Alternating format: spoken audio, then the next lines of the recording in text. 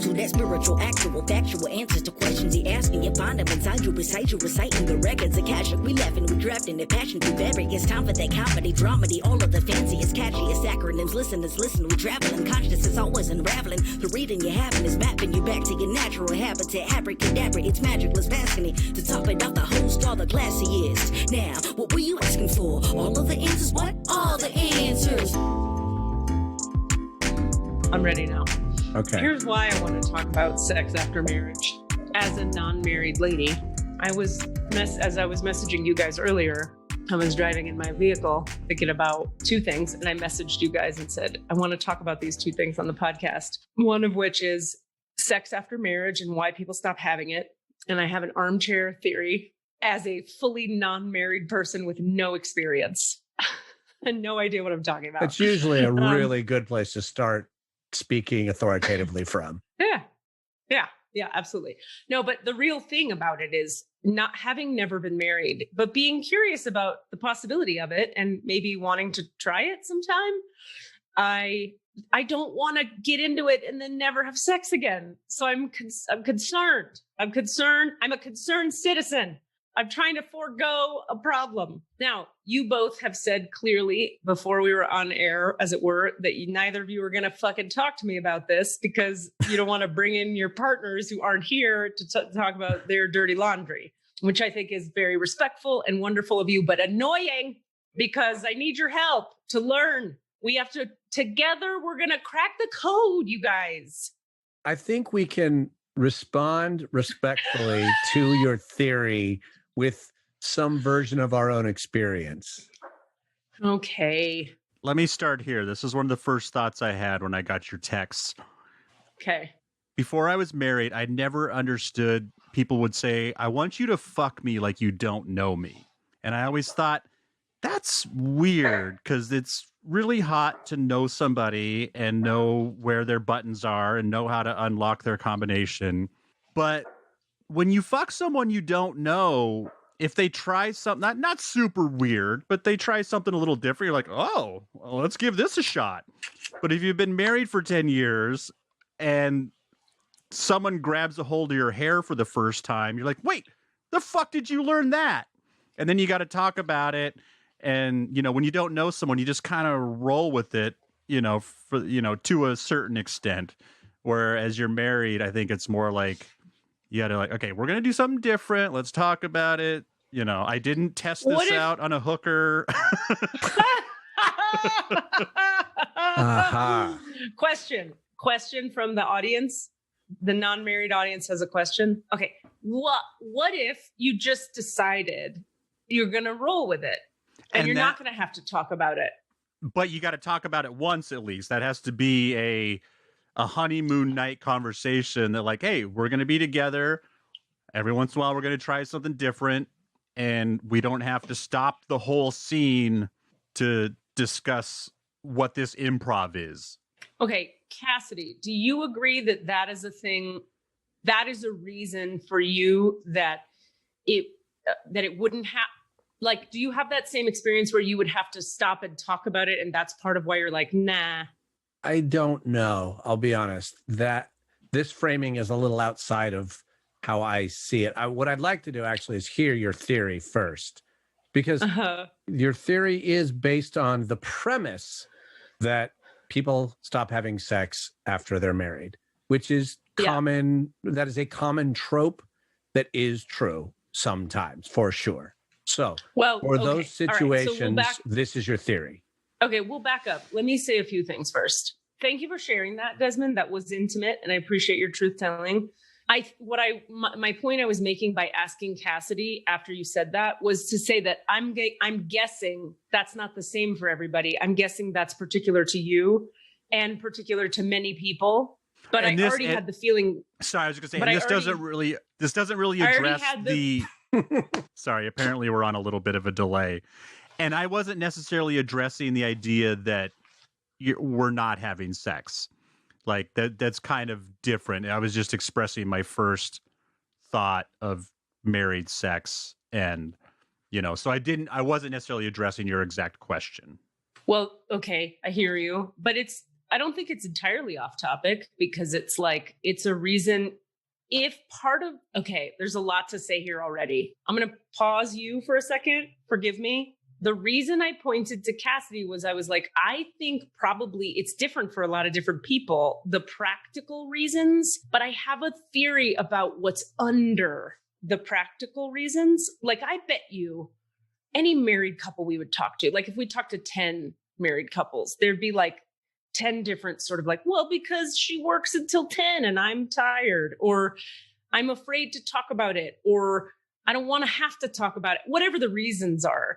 I think I have a theory that's sort of like under that, because I think I would feel exactly that. I know just what you mean, Desmond. Like, okay, let me say 800 ideas at once. So one thing is, I've read a bunch of stuff about this, and they talk about some sexuality and relationship experts, namely Esther Perel. If folks want to Google her, sex expert. I only know minimal things, but I'm going to quote what I've heard. So she talks about how a big part of, maintaining eros. So there are different kinds of love, right? Familial, filial, eros, agape. Agape is spiritual love. Eros is the sexual, romantic. Familial is familial, and filial is friendship, right? So to maintain the eros, she talks about how inherently what is required in that is variety, newness, and like she talks about how when you go out, like let's say your partner is like a basketball player during the day, but he also plays the jazz guitar at night. You forget about how good he is at the jazz guitar, and you go out one night and he plays the jazz guitar and you're like, damn, he could do that. And then you want to bone down a lot, and you go home and you have sex, because then you forget about the amazingness of certain facets of your partner, right? And so she talks about one of the keys is to like do stuff where you're seeing other sides of your partner rather than like, this is the person I domestically handle my house with, and the kids have to get to school, and we're like practical partners in the law agreement of our house, all that. You get into like this way where it's like, that's your dynamic now. And so you don't remember that they're like a badass dancer, or they're like a fucking badass at all. They're just this bitch you sleep with who snores or whatever. Okay. So number one, she talks about that to maintain it, variety, newness, and like, she specifically says, remembering that your partner can do stuff that you can't do, which she talks about, like, you have to put yourself as a couple into situations where you're going to see your partner doing shit you can't do regularly. And does that mean just like in the world stuff, not just like they have other body parts that don't, or I can't blow myself. Like she means right. They can't, no. I need to see them doing right. gymnastics. Yes, that I can't that's do. right. Uh-huh. Yep. In the world. Okay. So she says that now, okay.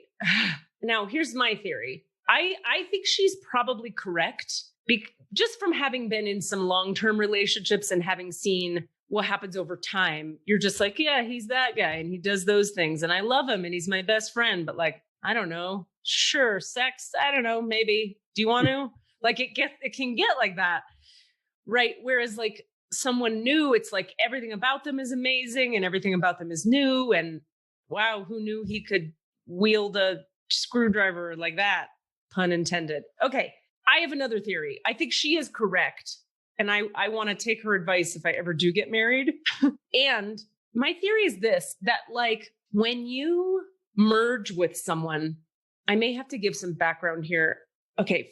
When I was in the Sufi school, they taught us about the way that the human heart on the energetic level merges with the heart of the beloved, your partner. You literally do become one in the sense that you become a unified field. So there's Desmond and his partner, and then there's the unified field of the two of you together. And that two-ness is one thing. There's like a real thing that happens with a vow and with sex and with coming together like that and living together that creates this unification. The way I've seen it in my psychic third eye is, how I'm always talking about this double helix of the universe? I feel like I'm always talking about it. Maybe it's not here, but I think you've said something. Have I ever talked about the double? I feel like you have. Okay. Let me back up then. So just to clarify, there's the double helix of your spiritual alignment to the universe. You have like a DNA a spiritual DNA in you that runs through the middle of you. Your partner has one of those. When you come together, those DNA strands, you share them. They merge and they become one DNA strand that is then through your love for one another and your attachment, it merges you with the all that is DNA strand. So there's a DNA strand of the universe that the two of your DNA strands become merged with. It's a really kind of a profound thing. This is why divorce is so fucking painful, is because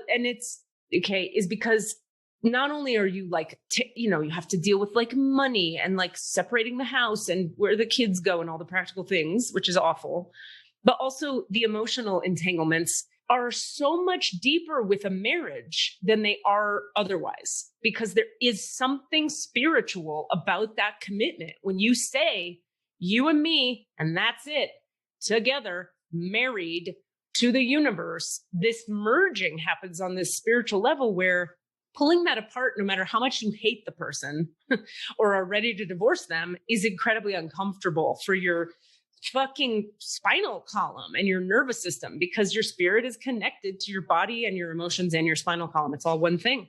Yeah.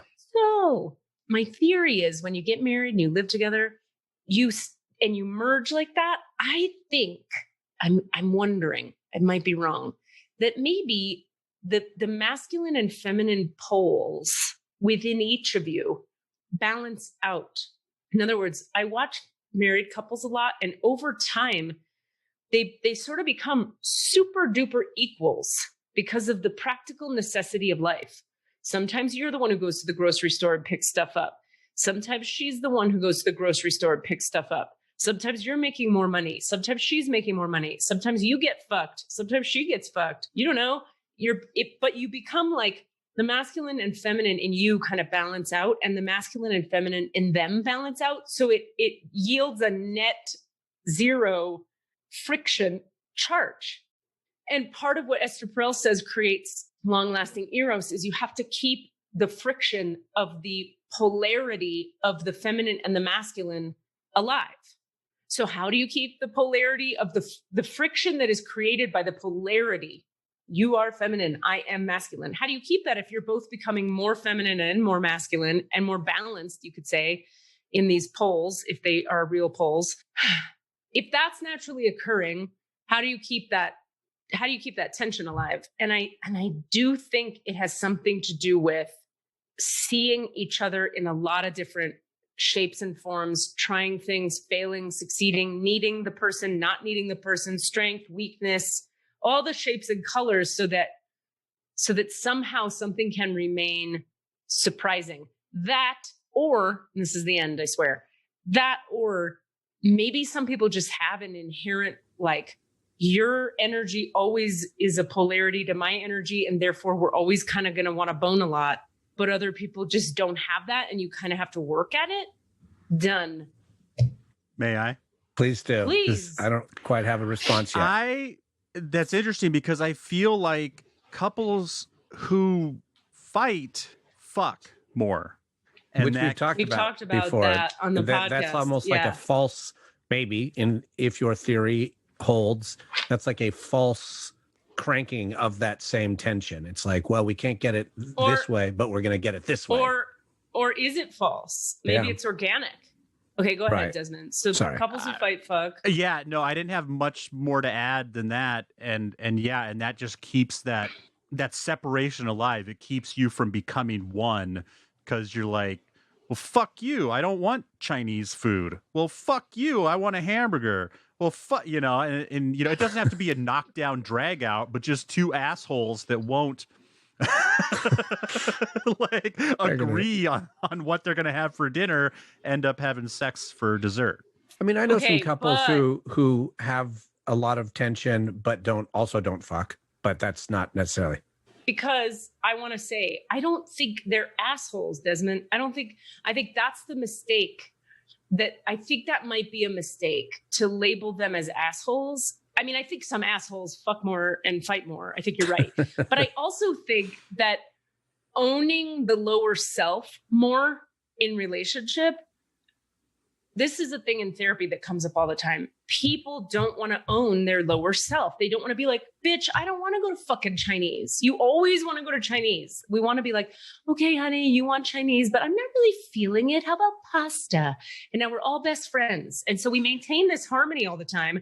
That is a lie because it doesn't honor the lower self. It's like, I'm irritated. You're irritating. The point of the irritation being at the end of the irritation, if you can make your way through it, you're like, oh, I love you. We got back to unity. Let's bone down. Because it's almost like the time away from the unity makes you want the unity more. So it's like we have to be willing to risk losing the relationship entirely by facing the discomfort of owning your lower self. And in so doing, when you stay together after having owned the lower self and taken that risk, you're so much more excited about the fact that they still want to be around you. Because you showed them who you are. Yeah, I've had that experience in relationships where like it took the sort of painful grind to re-arouse the connection. Right. I've definitely, and you know, in other relations, prior to, like throughout my life, that's definitely been the place where things, and it may have, like, I feel like I've been in a relationship where things had gone like, and then we had a really come to Jesus painful grind, which brought us deeper together. And we were able to temporarily reignite that energy, but then it still went down because it was also, you know, it's not a fix. It doesn't save, but you know, there were other problems, but that, okay. Yeah, that's all. Yeah. I hear you. That makes sense. So then here's a question. And if this gets too personal, we don't have to go here, but if it isn't the physical chemistry, or you could say the sex, if it isn't the sex that's like happening all the time and creating the glue that keeps you together, what does keep you together? Like what keeps you in it? All the rest of that helix is what keeps you in it. It is the day-to-day. It is the, you know, I don't have kids, so I can't say, but I think it's the household, as long as you are in, you know, in some form of co-support. It's interdependent. Harmony. It's harmony. It's that interdependency. I don't want to say codependency, which it can be also, but that interdependency, that helix you've created that doesn't have a lot of juice on it, but it becomes filial and even agape. And the eros, I agree, it can be challenging. I have observed it not just in myself, but in others, that like the more filial people become, or the more agape even people become, sometimes eros goes away. Yeah. Which is frustrating. Now, I don't know if do you have a solve? Well, okay. Let me explore a couple more questions. And then I do have some ideas of solves. One thing is I could think of I could think of 3 couples I know that have been married a long time that still have regular, excellent sex that they're happy about. One of them is a friend of mine who's an energy worker. She's like in her 60s, and she and her husband, I'm hoping you're hearing this, Desmond, because I want to hear your thoughts on this. Did he nod his head? Yeah, he's still got his headphones on. Okay. They're in their 60s. They do the schedule thing. They go Saturday afternoons, no matter what, we get in our bed and we bone down, like period. They put it on the calendar, you know? And she says that for her, it's the glue that keeps them together. She's like, he has his interests and I have mine, and we like each other a lot and we're best friends and I love him and we've been together forever.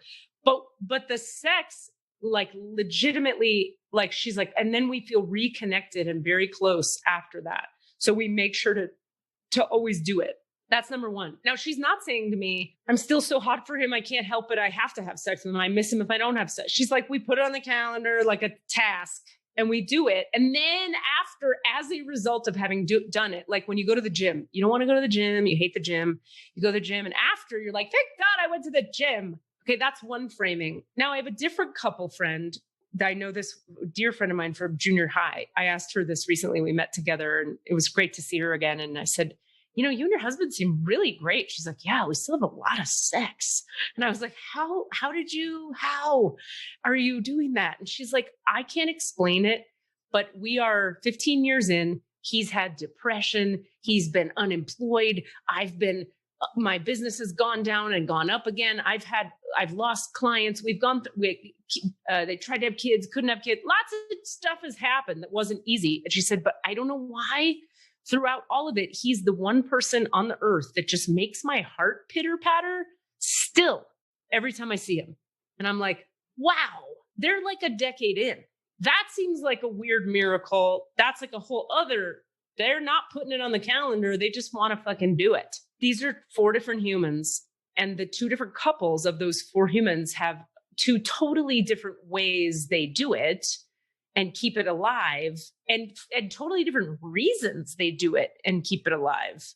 And so I come back to all the time, like, there's no formula and there's no big answer for everybody. I think it's really individual, and it really depends on the individuals in the couple and the dynamics of the couple. And I do kind of think that there are some underlying principles that resonate, because when I think about that second group that I was telling you about, where she still gets Twitter pated, they are very different. And she is what I would call quite, I want to say, normatively feminine in her way of being. And he is quite organically, in and of himself, normatively masculine. And those poles, I mean, they're very different that way. And so that polarity hasn't gone away. She hasn't become more masculine and he hasn't become more feminine. And I don't know. Yeah. I don't know.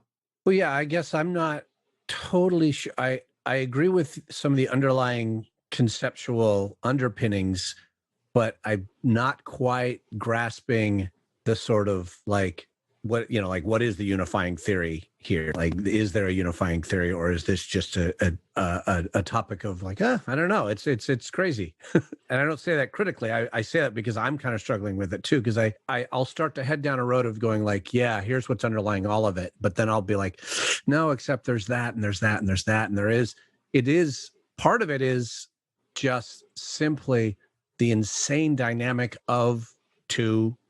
We are talking in the more standardized couple pairing, that there so goddamn many ways in which we can not quite notch, our notches don't fit perfectly together.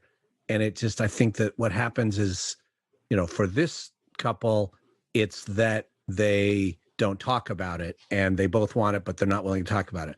For this couple, it's that they don't need it, because they're getting it elsewhere, and it complicates things if they do it. For this couple, it's that he can't get aroused because she expects it, and if she expects it, it turns him off. Like there's so many like tiny little unfortunate challenges to those little notches, and so I'd love if there was like, but what they all have in common is something about this needing to keep friction, maybe the idea of finding whatever it is, a way to keep some form of sparky friction alive about that balanced merging. I think it has something to do with the lower self-expression. Like when you're willing to be very authentic and someone else is too, you're going to necessarily run into moments where you're not on the same page. And somehow that's actually a positive. Yeah. Sorry. Somehow what? That actually becomes, like, I've framed that in my head as being a problem in the past. And I think what you're maybe suggesting is that that's a source of an inspiration or a source of. Well, no, what I'm saying is, okay, if I am authentic with my lower self, not my nice lady, and you're authentic with your lower self, not your nice man, we're going to butt heads. And if we can get through the butting heads and hear each other and like get through it, there's something on the other side of that that keeps it sparky enough. So yes, to what you're saying, but it's a little more nuanced because it involves not just avoiding it, not just not avoiding it, but going through it to the other side. And I just wonder about that. Plus the newness thing. But I think the newness thing is attached to, connected to, or related to the lower self-expression thing. Meaning, if you could be authentic, right? Every moment is so unique and provides an opportunity for us to be authentic in that new moment in a new way. You can't predict what your authentic response is going to be in a moment. Right. And therefore, if you're being authentic, it is necessarily new often, because when you're inauthentic, that's based on a pattern of sameness. So an example would be something like my programming or my like not being connected to my lower self says, always be supportive, always be supportive. And by always being supportive, I'm not being honest with you the times I disagree with you. Right. So it's always the same and it's always safe and nobody's turned on. Yeah. But if I'm like supportive, except for when I disagree, and then I'm like, bitch, no, I disagree. I'm sorry. I love you, but I disagree. That's like a surprise that you have to navigate. And if you can handle that surprise, you might just be like, that lady's kind of hot for calling me on my stuff right there, or for whatever. Yeah, I've definitely experienced that, where I literally have had it told to me, like, that was hot when you actually challenged me on that, or when you said no. That was actually fucking awesome. We should bring Rachel on here. She's been waiting, but that's amazing. No, I think you found the unifying theory, Katie. You think? It's the newness. And I don't mean like, change it up in the bedroom, but like staying authentic to the truth. The moment. The moment. So it's not always the same to be predicted. Yeah. All right. Yeah. I love it. I think you did. The wife. Thank you. Rachel Hamilton. Hello.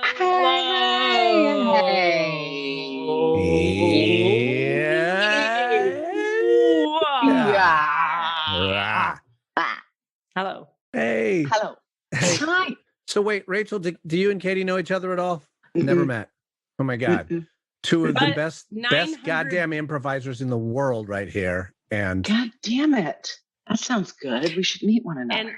And 900 people I know have said, how have you two not met? And I'm like, wow. I don't know what the universe is up to. I'm not in charge. I don't fucking know. But here you are. Here I am. And I've had one person tell me about you 900 times. So Fontana. Cassidy. Yeah. Really? Yeah, I do know that Cassidy has brought you up many times. Not Fontana? Do you know Fontana? I do know Fontana. Yes, I love Fontana. Well, Fontana's brought you up 97 times, sister. Well, shoot, I'm going to check my ledger to see about you. All Fontana. 17. All Fontana all day. That's what it is. I like how you say Fontana, because it's kind of accurate. I think maybe she is a Fontana, but I say fawn. Like as though it's AWN, but it's not. Aren't you from like Chicago or something though, Ray? No, I spent my 20s. I went to college at Northwestern and then spent time in Chicago 7 years after that. But I'm from DC. But still, there's that East Coast fawn. Yeah, I come. Also, my mom is a Texan who tried very hard to get rid of that quickly. So I have a slightly affected DC thing going on, like as though I'm trying not to show my Texas from last generation. That's how I see it. That makes sense. Yeah. Hey, well, welcome here, Rachel. Thanks for being with us. So happy to be here. And I love how little I know about what's happening because you guys have all the answers. Yeah. Congratulations. You've come to the right place. Yay. That feels true. That feels true. Have you had a chance? Have you heard any? Not that you need to, and this is not a test, but have you heard any of us? Yeah. Yes. I listened to the point where you had the guest on and then you started asking questions because I think maybe not knowing, like, I'm so, beginner's mind and really open-hearted about this whole idea that I just love the idea of having zero even reference to how someone else's went. This is a very classic improviser way of saying, like, I haven't done that much research, but I know that I'm into it. And that was a choice, not me being a slacker. Right. Or they cross over a lot, but still, yeah. Oh, it's a deep, deep crossover point. It is. Deep. I'm right there with you. But I actually, on that point, am a very big, okay, we're going to talk about human design for a second because I come back to human design a lot. Yeah. You know human design? I know of it this much. I know enough to know that it's vast and fascinating. Vast and fascinating indeed. Well, here's one of the things that I continue to get from it in my chart. Okay. I'm a 6-2 line. And one of the things they say about the 6-2 is that they tend to be the natural. In other words, a 6-2 will be just naturally good at certain things and then really not good at a lot of things. And the natural is not meant to like, there's this programming we have from the culture, right? That says like, well, you have to work hard and get good at stuff. And then you get good. And that's how you work hard and good again. And the natural goes, that feels totally wrong in my body. I'm just going to do what I'm naturally good at. Yeah. And for a long time, I thought that was something that could be taught. Like as a teacher, I was like, just trust your instinct. Some people are not naturals at things. Some people really are the kind of person where their auric field and their gates and channels add up to, you've got to practice hard because you're not natural at anything. And so there are different kinds of people on this kind of topic. And to get back to this point, what they say about the natural is we should not prepare. Yes. And we should show up and trust that we know and that the moment will dictate what is required. Yeah. I have found in my life that is the only way things ever work ever in my life. When I try to control it ahead of time and know the answers, which is why the podcast is called All the Answers, it's called irony, I'm in trouble. But if I just show up and I trust, everything works. But not everybody is that way. So I think your improviser idea, is it laziness? Is it just how you flow? I would argue it's actually probably you're just lucky and you have that flow thing. And I bet you're natural at a lot of things that don't require preparation. Yeah, I think that has been true for me. And then it both is it's exciting to be like kind of naturally adept at things. And then it also, I can rely on it too much, where I don't put in enough effort, or what happens next, how do you get, how to combine, practice toward mastery and be a natural, Yeah.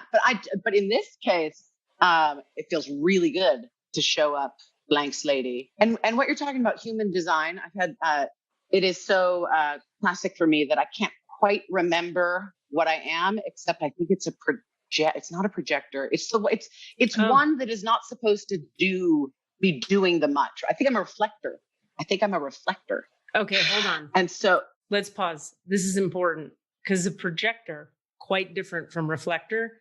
Yeah. But they're both unique in that 60% of the population is a generator. Right. 60%. Right. And if you're not a generator, you're already on the fringes. So here's the thing about reflectors though, 2% of the population is reflectors. Yes. And then the projector is like 10%. Is that right? Say again. I'm looking at like 10% of the population is reflectors. It's also a small number, not quite 2. I think it's the projectors. I think I'm a projector. What I was doing is looking at my phone because am I going to pull up my actual chart? Would I be able to find it in this moment? I'm not sure. Oh, are you saying that I ought to look for it? If you want. Sure. Okay. If you want. See, one thing I don't even know about what's happening here is this is all being recorded, right? Yeah, it's fine. We have an editor. It's all good. Nice. Or this will all be in it. Nobody cares. Perfect. We have conversations. I want to say while you're looking it up, I just want to say the challenge, I feel I'd never heard that idea of the natural frame like that, Katie. And I love it. And I actually think I am also one. It sounds like I'm a natural. No, but because it's the positive is that I have a very quick learning curve for certain things. Like, boom, I'm in. Oh yeah, I got that. What? But as a result, I'm not good at getting good at things I'm not good at. Right. Like I've tried musical instruments, a gajillion of them, and I've gotten barely passable at the ukulele after 50 years of life. Like, because I don't have the tools to work at something. Yeah. Because I'm natural at the things I am natural at. Well, I was going to say, is that also because we were raised by groovy parents instead of for me, I feel like my mom was not big on instilling that sort of discipline, if you will, for lack of, versus like a mom who's going to make their kid practice the piano for an hour a day. My mom was, No, I have to step in and go, I don't think so. I actually have a pretty strong opinion on this. It's just an opinion, just a butthole. That's all it is. But my butthole says, I think not. And here's why. From what I've read, like I'll use myself as an example. My mother was you will practice the piano, you will go to tennis, you will do choir. And I hated all of it except choir. Why? Because I was naturally good at choir.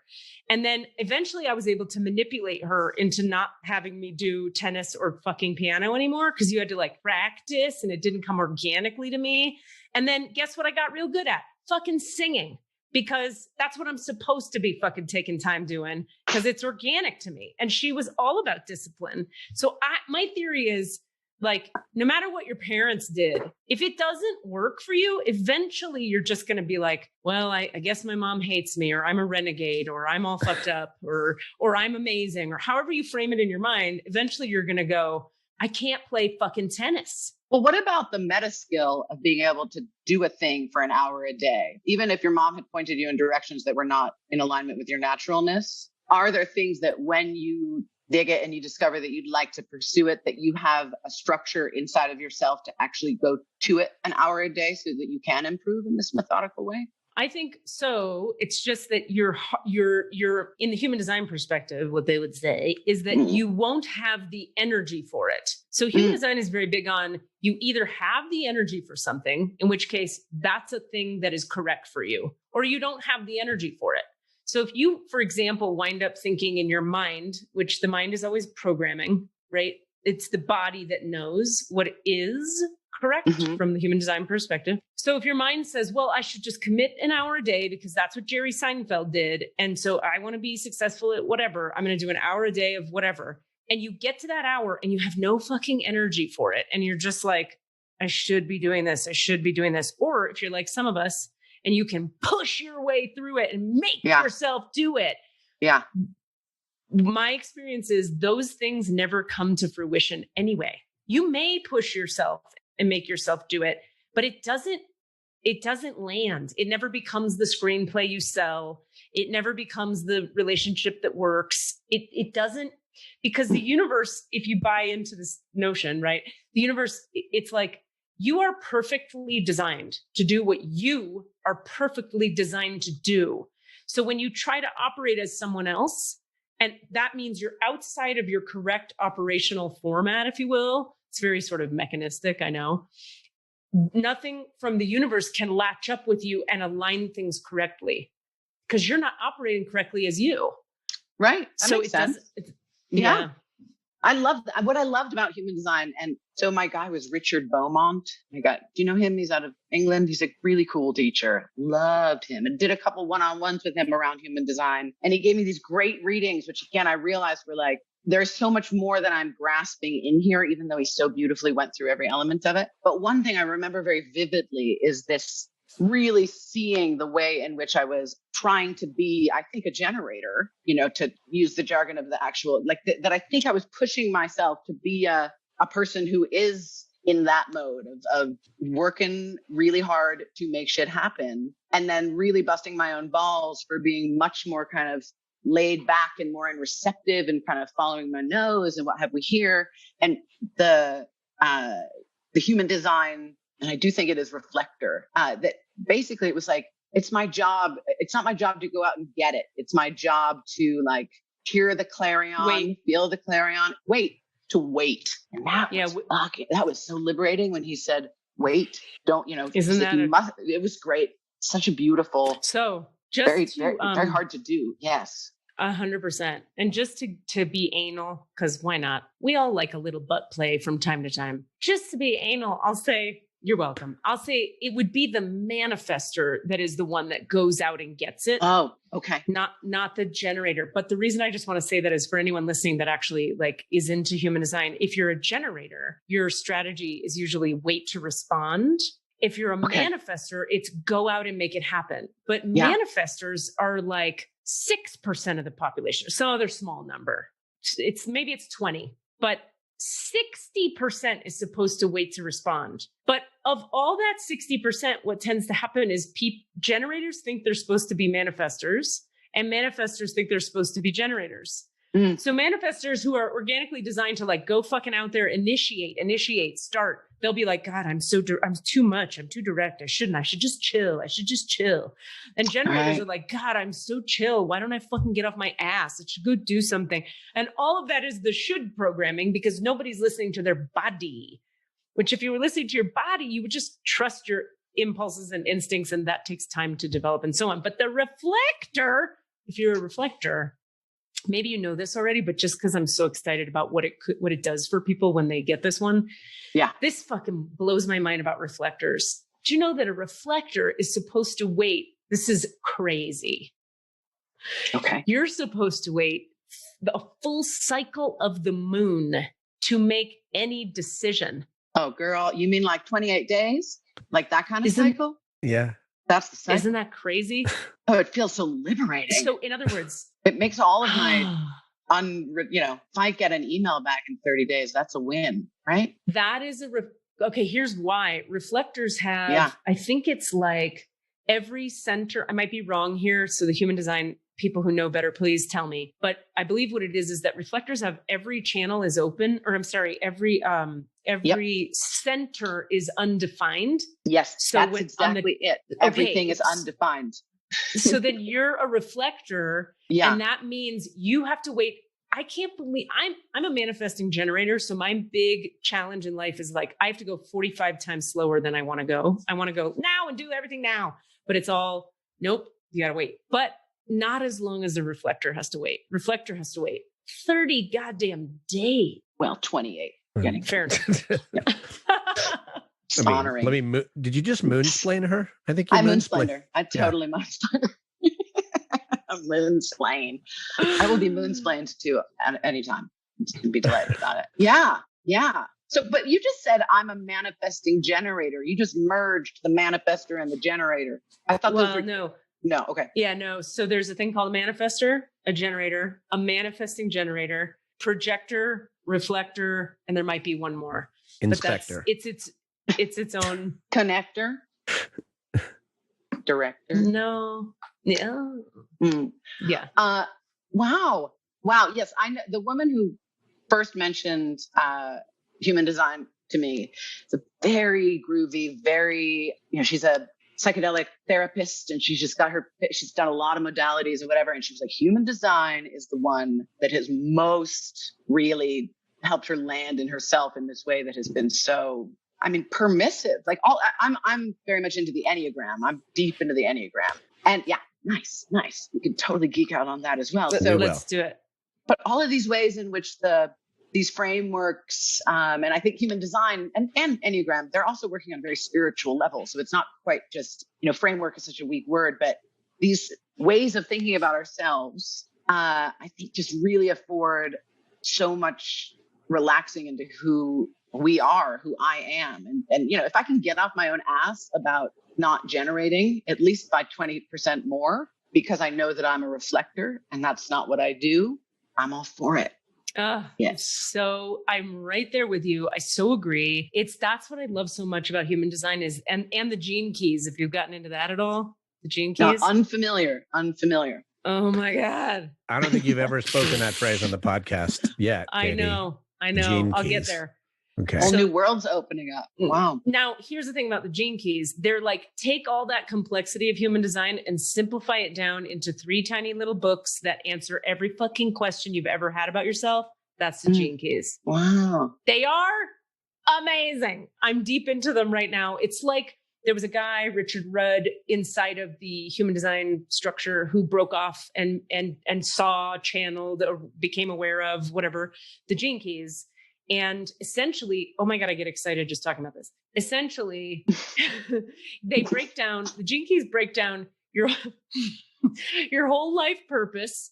And then in the first sequence of it, the second sequence is called the Venus sequence, and it breaks down everything about your relational patterning, where you fail in relationships, where you succeed, what works, what doesn't work. And then your abundance patterning, like what makes abundance happen for you fluidly, like how are you successful in the world? All 3, like whole life purpose, all your relational dynamics, and your how to be successful as your individual self. It's all there. Does it have that quality that I find so vivid in the Enneagram, where when you discover your gene key, you feel somehow nailed? Like, that is so on. Who's inside of my head taking notes? That kind of thing. 1,000%. And do you have the same response also of like, fuck you? Nuh-uh. Right. Because that's Wait, the that's standard so Enneagram spot on. reaction of Yes. is like, no, shit. Right. Yeah. Well, Well, right into like, that hurts Yeah. because it's So true. if you haven't looked at your stuff yet and you haven't faced Yeah. your ego, then you'll have that Yeah. reaction. But if you Yeah. have, you'll be like, how could he possibly know Yeah. this much? Because think of it this way. Picture 1, 2, 3, 4 balls, like little spheres connected by individual lines. And then picture 6 more spheres inside of that connected by individual lines. Then 3 more. Each of those spheres has 3 aspects to it that when you look at it, you go, oh my fucking, each of the 3 aspects speaks to your, we'll frame it. I'm going to say the wrong words, but it's like when you're at your default, when you're doing well, and when you're killing it. And you'll look at those 3 aspects for one of the spheres and you'll be like, how does this fucking piece of paper know that in relationships, when I'm a piece of shit, it's pushy. When I'm doing well, it's receptive, but direct. And when I'm killing it, it's majesty. Like whatever, it's amazing because of its specificity. I Very, very love specific. that. I love that. First of all, the fact that it's a second, you said that the founder, creator, downloader, she just had a vision. She channeled it, right? Which is also, I think, what happened with human design. Yeah. So I guess with human design, that guy, when you know from human design how complex and subtle it is, imagine like what kind of mind and being you have to channel that kind of detail, right? Yeah. Right. Then, okay. So Richard Rudd, this other guy, from years of being inside human design, kind of like saw through the whole hologram of it and went like, also this. Yes. Yes. And so it can't, like, human design, maybe 4 decades old max, right? So then like something like that. It's like this, I wonder if there's going to be another, I like what you did, birthing out of gene keys. Yeah, I know. Yeah, I bet. It's amazing. Who knows, right? Consciousness, right? Continuing to unfold. Yes. There's so much to look at right now in consciousness and going forward that like, it's almost lately I have this feeling of like, there's almost literally no reason to look back ever. Well, we're in a consciousness revolution, aren't we? You mean like, indeed, not looking back in terms of old modalities, old system making, structures, that kind of thing. Yeah. Kind of like if you like, we don't need Myers-Briggs because we got gene keys redux, whatever comes out of that. Yeah. Kind of. That's a perfect example. I was thinking more like, we don't really need to go back and look at the I don't know, the Upanishads or go sit with a master in India, because you can just contemplate your gene keys and blow your shit open. But you can also go sit with a guru in India. That's fine too, because I've done it. They blow your shit open or do fucking ayahuasca. Whatever you do is fine. So much shit to get through to get blown open. In some ways, it's like all parties welcome. Whatever gets you there, as it were. Do something. I think for me, it's like there's so much in the for God's sake, dear do your work, dear universe. Yes, I'm just saying that there's so much information right now that's available that's so progressive and effective. Yeah, it's not just progressive, like new stuff. It's progressive and effective. Yeah, that you could just start now and never have to look back if you wanted to. Yeah, and if you could get in there and realize sort of your own style, how it is that you are most receptive, and then train your sights on that opening. Like as an Enneagram type 7, I need it to be fun. I want it to be exciting.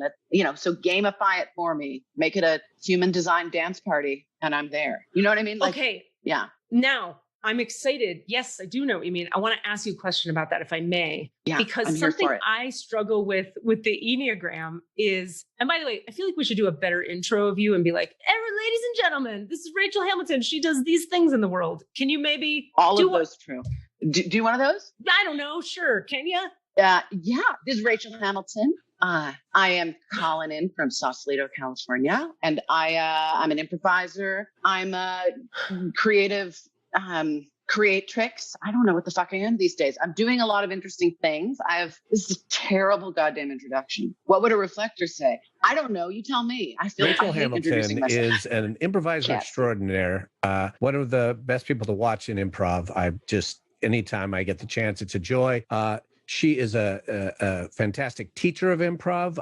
I have still not had the chance of taking Rachel's Enneagram in improv workshop, which I'm dying to take. I can only imagine how awesome it would be. And I hope we get to talk a little bit about that idea, because the concepts of the true improv mind or the beginner mind are they're fucking spiritual, and they're important, and they're deep to everything we talk about here. So that's how I know Rachel. Thank you, Cassidy. That's so much better to be introduced. Exactly. And Thank you. I've enjoyed, and I know you go back to a lot of, I first met Rachel. This is my little quick story. Oh. We figured out like 30 years ago by accident. We became friends here in the Bay Area like 10 maybe years ago or so. But then as part of a conversation, we discovered that we'd actually met like 15 years prior at a party at my house in Santa Fe, because you had been on the touring company of Second City, and you came through Santa Fe, and my little scrappy improv troupe went to your show, and we're like, you guys want to fucking party? And you're like, yeah, we're in a town. Why don't we go to someone's house and drink beers? So y'all came to my beautiful house in Santa Fe, and we had a good time. Nice. Yes. Thank you for remembering that part of our story. Weird framing of Rachel Hamilton. We go way back and only a little farther back. And maybe lives. It's true. Previous lives. We don't know. Maybe we'll discover that. Ooh, we can look at that in the records today if you want. Cassidy and Rachel have a pre-existing condition. Yeah. Nice. So we also know, just to also brag more about you, we know that you've done some TV, some film, some both of those things. Yeah, a little bit of that. Been in sort of all variety of showbiz until maybe about 5 or 6 years ago, where I just didn't really go for that so much anymore. With I did a little baby part in a movie a couple times last year, but I'm not really pursuing it. I love it, but it's not. Yeah. I've turned 51, and there's a very big difference in my drive. And I'm actually really only interested in work that really feeds my soul, that really that I can really get excited about and really dig into. And I was taking a bit of a pause to kind of discover what that next move was.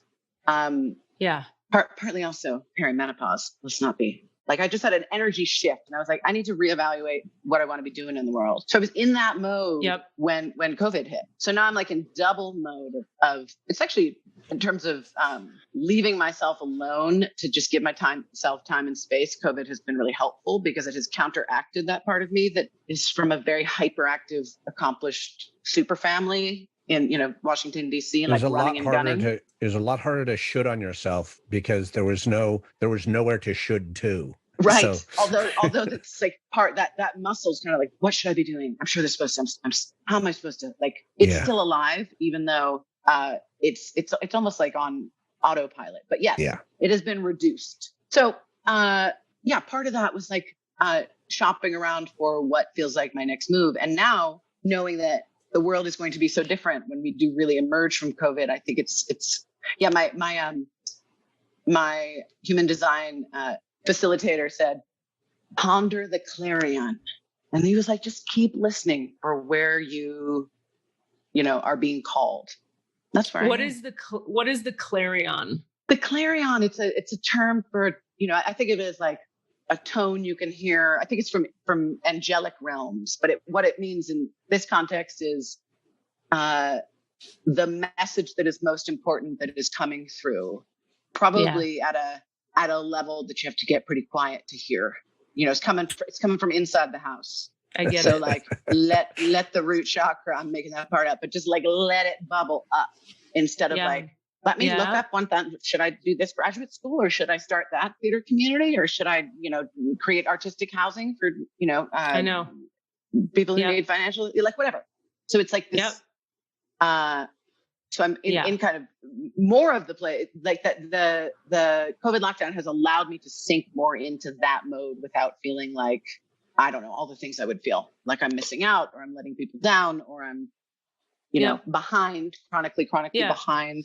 Yeah. Well, this is the thing that so many people are getting from COVID. And this is like one of the main gifts of COVID, right? Has been so many people like, you can't be on the rat race or on the hamster wheel. So you're like slowly getting to detox off the adrenaline of it and look around and secretly go, actually, I kind of never liked it. Or like, I did like it, but like only on Tuesdays. Right. Or, you know, whatever's true for you. It's like such an opportunity for people to start to hear their own organic flow and timing. I have to apologize to everyone. The Wi-Fi is so bad on this call right now. I'm really all over the place hearing you. I'm losing every other word you say. I'm actually just going to hang up for 1 minute and come right back because I don't want to miss what you're saying. You're going to come back with your Enneagram question, right? Oh, I've got it, girl. I'm ready. I have it right here. I'll be right back. Okay. Sorry about that, Rachel. No worries. Sorry about that. No worries. Okay. I'm going to dive in right into my Enneagram question. Okay. So, you know how there's like, so I'm an 8. Oh, well. I know. I'm just kidding. But like, but I so have an 8 8 wing. I have an 8 wing. So yes, we overlap in that department. Yes. Okay. So the 8, right? Very, it can be a tricky energy for other humans in the 8, right? I think it would rank as people's scariest type. I agree. Yeah. With that part of 100%. that reaction that you just had of like, right? I'm an 8. I know. Right. So you could tap into any number of Enneagram events or conferences and someone says, you know, I'm Diane, I'm an 8. You can hear it like, I know. Like people or I'm Diane, I'm an 8. I'm so sorry. I'm so sorry. It's don't say that much. You know? I fucking do. I do. Because that's your I've worked so yeah. That's true. Yeah. No, you're 100% right. But that's because I mean, also I've worked so much with the bullying energy and the vengeance energy. You know how they say the 8 is moving from vengeance to innocence? Yeah. I find that to be deeply true. Like all the spiritual work I've done has taken me to like, I look around a lot and I go, God, I have literally no edge left. None. Inside myself, none. Everyone who interacts with me is like, you're crazy. You're the edgiest person I know. I know exactly what you mean, and that I can relate to that. Like in my own self-monitoring, I just said that in the kindest, gentlest way. And then my friend or my partner will be like, ouch, that was harsh. What? Are you fucking kidding? And then I get harsh, right? Because it's like you talk, but there is a way in which I have like a little bit of an energy attack that to some types can feel present when I am doing my damnedest. I know for a fact it's not there, and they say, there it is. Exactly. Now, here's my question, because I said I had a question. I'm going to try to figure out, when you said a minute ago, oh, I'm a 7, so it has to be fun for me, gamify it for me. What I hear you doing there quite successfully is honoring the personality level inclination of the 7. You're saying, listen, bitch, I need diversity and change and excitement. And that's the 7. I need it to be different and fun and games. Now, as an 8, I've gotten really good at like deepening into not being such an 8, but because you kind of fucking have to in this world. Like I don't miss some of that old edge that I carried because it hurt inside my body. Like I feel great with the work I've done. However, leaning into, or I could say like owning the active personality level traits of the 8 has been quite a journey to get to where I'm okay with also being a challenger and a leader and someone who says, this is what we're doing now. And I'm okay with that. And I know you're going to benefit from it. So go ahead and follow me. And if you don't want to follow me, it's okay. Go over there. I love you. You're fine. I don't need you to follow me. My ego's not attached, but it's what this system has to do. So the question is, I am not getting to the question. The question is, I thought for a long time that the idea of like being aware of your type on the Enneagram was about learning almost how to fully dissolve into or transcend the personality traits attributed to the individual number you have and to become like the higher frequency of it. In other words, move from vengeance to innocence. That is a shift in frequency, right? But I'm hearing you honor the personality traits. So can you talk a little bit about that? Like, are we to transcend our 7-ness if we're a 7 and then become some other energy, or embody it, or both, or what? We will never lose the fact that we inhabit a particular Enneagram type in our personality level. That's not going away. what you were describing before in Gene Keys with the 3 levels was reminding me of what Riso added to the Enneagram, which is these levels of development, right? And there's 9 levels of development that are a vertical, if you think about the Enneagram being a pizza with its numbers, right? So it's lying flat like that, and then a stack of 9 other, levels underneath it. So the unhealthy levels are the bottom 3. So 7, 8, 9 in the, and then the average levels, 4, 5, and 6, which is where most of us are living in terms of our functionality in our own type. And then the higher levels, above average or healthy, I think they're called in the model. But so we're moving up and down those levels all the time. So I'm not going to leave 7. I'm not going to leave 7. So the fact that I want, that I know that it would be great if the invitation to the event that you're trying to get me to, or the thing I'm trying to learn has what about if there's a musical intro? What about if there's jazzy colors? What about if people in the group have the opportunity to, pop in and share, or ways in which I can design a thing to knowing how it is that I want to operate. And let's call that average. But if I'm at an unhealthy level, then I can get pathological about, I'm not doing anything because it's not fun and I'm just going to blow it all off and I'm going to go do, a giant Coke binge in Vegas for, I can go really low level, or I can go super high level and be, Oprah Winfrey, who gets to lead her life interviewing another amazing person in another amazing place every day. And what that does is allows all this abundance that the passion of the type 7 is gluttony, right? That gluttony at its worst is really damaging, but gluttony, where I can take in a lot, I can process a lot, I can share a lot, and it's no longer really gluttony as much as it is shared abundance. So I, the goal for all types is to get enough out of my own types that I can see it at work, and I'm at some choice instead of being jacked around by my type, which was me in my 20s. I was doing I would overbook myself. The gluttony of my schedule was insane. This party, that party, fly to go to that weekend, leave early to get to this thing late because I just want to do it all. This appetite for life that was undigested, right? So tons and tons of input, not a lot of digestion. And so, so the path of integration for the 7 is to slow down and stop moving around so much, which actually has to do with being able to be with sadness, because that is why the 7 is moving so quickly. That's what the 7 fears and doesn't want to look at. That's right. Doesn't want to get stuck in sadness, because at some point they felt, this maybe in a way that they can explain from their own life or not, but there's a very clear feeling in me as a 7 of being easily feeling like I'm trapped. So how do I work with that and not let it immediately have me unconsciously sever a relationship, or say no to an opportunity because I'm afraid of the schedule, or how do I not act so abruptly from my type and actually sit with my type and go, okay, let me wait 28 days. That's a really good tip for this. That's like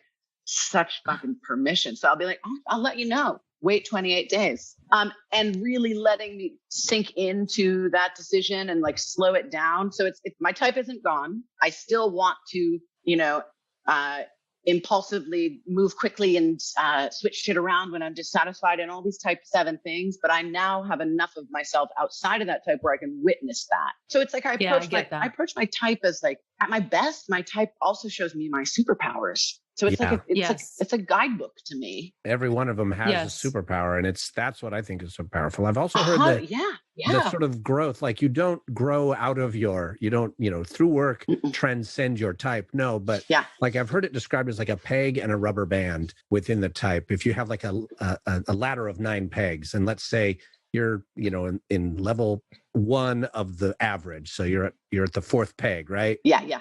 And for the most part, you're going to have a little rubber band that kind of can go stretchy up and stretchy down, one or two peg holes throughout your life. But then you'll have transformative moments or true shifts, true changes, spiritual shifts, spiritual epiphanies, whatever it is, significant, that will actually move your peg up or down. A significant trauma can move your peg down. Then your peg is, so you can climb your peg through work, but it's still within your type. Yeah. And then you're still moving around.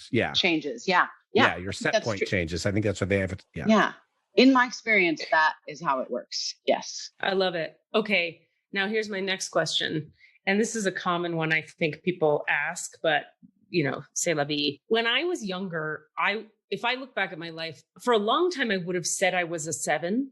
But having read the Enneagram, just having grown or whatever and gotten older, I realized, oh no, I've always been an 8, but I sure lived like I was an 8 with a 7, like a hardcore. Now I live like I'm an 8 with a 9 wing. And I'm wondering, does that mean I was always an 8 with a 9 wing, but I just was doing some 7 shit? Or does that mean I have 2 wings? Or does that mean, what does that mean? Well, the answer to any of that is only something that you can know. And I will say that it's helpful to think about the Enneagram in terms of how I was in my mid-20s, when I was 25, and I can remember enough about it to, reflect and see what I was up to and remember my internal experience. And it's a less therapized version of my current self. I've done much work on myself in the last 25 years. So it's this purer version of, and I find that's a very cool direct line. But some things, direct line to sort of discovering where my type is. But I think people, it's different types are prone to thinking that they are different types for various reasons. I would not say that an 8, I don't think of an 8 as a type. 8s don't struggle much with self-doubt. That's more of a 6 thing, right? Which is one of the problems with 8 for others, is that they can seem arrogant and they're so confident or so direct and certain in their authority. They're authoritative. And so that it can feel to others maybe like new ideas are not let in and they're being, steamrolled like that. But so in a typing interview, I might ask a question. Do you, if I thought maybe you were an 8, I would say, so do you have an average or above average or below average number of, broken relationships? Have you gotten feedback that you are too much? And have you been, are those relationships over? Because that's more of an 8 thing than a 7 thing. A 7 thing might be, So the answer for Katie is yes. Yeah. I hate that I can answer for Katie, which I know I shouldn't. Yeah, well, 8s get in trouble. And so as 8s grow into more understanding of their own vulnerability and be moving into the heart space, which is where the 8s meet, because they can be bombastic and that's the whole thing. Yeah. And so opening that heart space, the 8 starts to understand their impact on other people. And then high-end 8 is freaking Martin Luther King. I know. Because it's like a powerful person willing to stand out in front of the crowd. They're leaders. Most of our leaders are 8s, 6s, or 3s. And 8s in leadership. So I hear you. Like, it is so tricky to be like a bossy boots in the world, but also we need bossy boots because I know we need leadership. I know. God damn it. So I think that I have people in the Enneagram world always resist me on this, but I just can't. I think I'm an 8 with 2 wings. I think that's, and that's a thing. That's a thing. Okay. Absolutely. There's always people saying like, no, but only like this many people can be that. And you're not. And I'm like, but I lived my life, not you. Yeah. So Russ Hudson, who's my teacher and kind of the guy, he works from a very spiritual perspective on this. And he would be so pissed that someone is coming up to you and schooling you on your own situation, because that's Enneagram, rule 101 is you don't get to tell anyone else their type experience. And so the wings being the numbers on either side of your number. So for you, type 8 has a 7 wing and or a 9 wing. Some would say that you lean way into one, and some would say that you can certainly have both. I mean, I'll say that for myself, I feel both 6 and 8. I think I feel 8 more. It's not an exact replica, but and the answer to that question is, it's really not.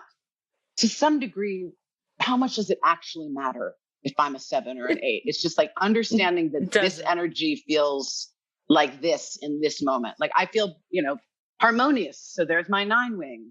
I feel like I want to take out the kinks of this situation and make sure everyone's comfortable and like, let's just chill the fuck out. Like 9s can do so beautifully. Everyone loves a 9 because they don't really come up with many needs. They're, the average level 9, they're really just rolling with it. So for an 8 or a 7 who's got really clear, I want to do this, or an 8's, more like we're doing this, to feel that 9 energy, really, I could call it my wing, or I could call it, I'm feeling some 9 energy. Yeah, I hear you.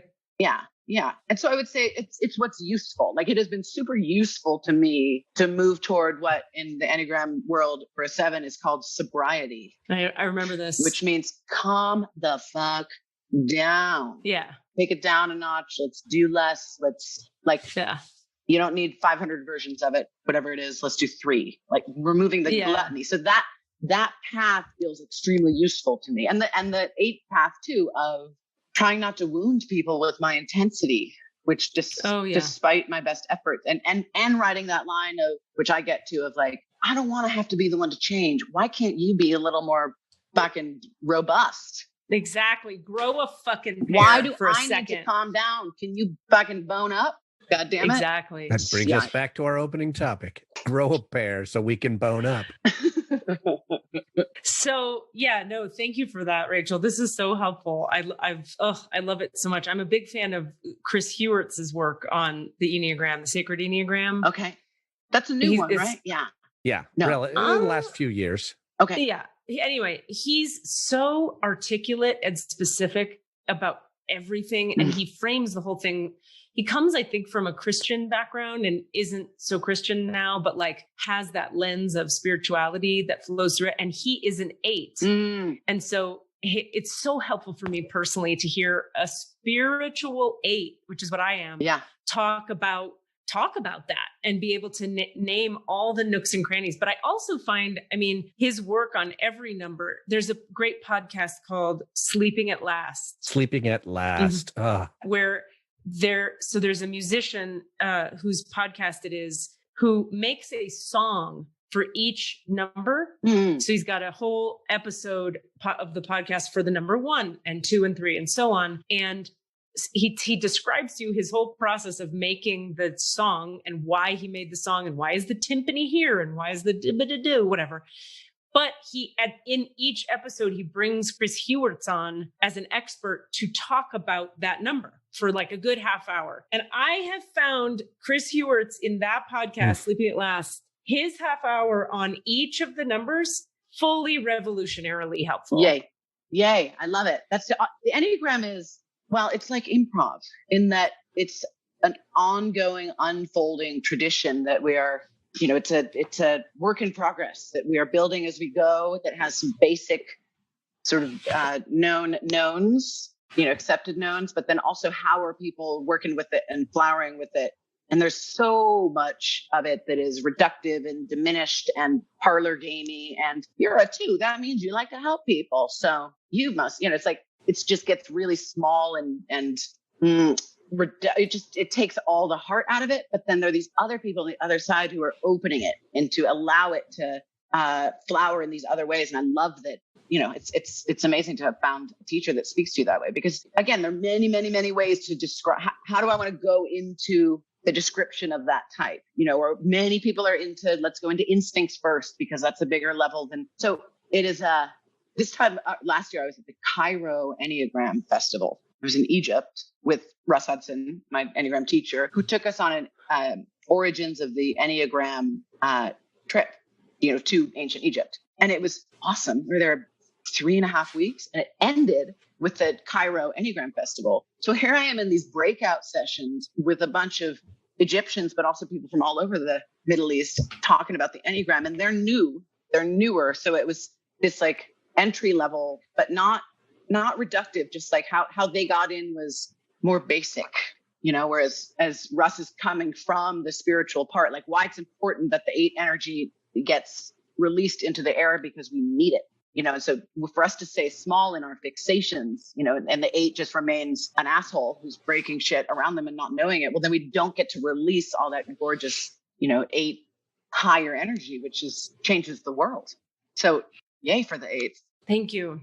I've been really lucky to have a great therapist who, it's fun to me to look at the crossover points between the therapy language and the Enneagram language, or the therapy language and human design, like all of that, right? Yeah. And her framing of something that really helped me as an 8 was, she was like, you have to get, Katie, that there is something called healthy aggression, and there is something called healthy anger. And we've been working on it for years, because the world was trying to program me out of having fucking balls. And And I have fucking balls. Right. I know that's like a fucking, not racist. Gendered. That's a gendered, whatever the fuck. I don't care right now. It's just, you get my point.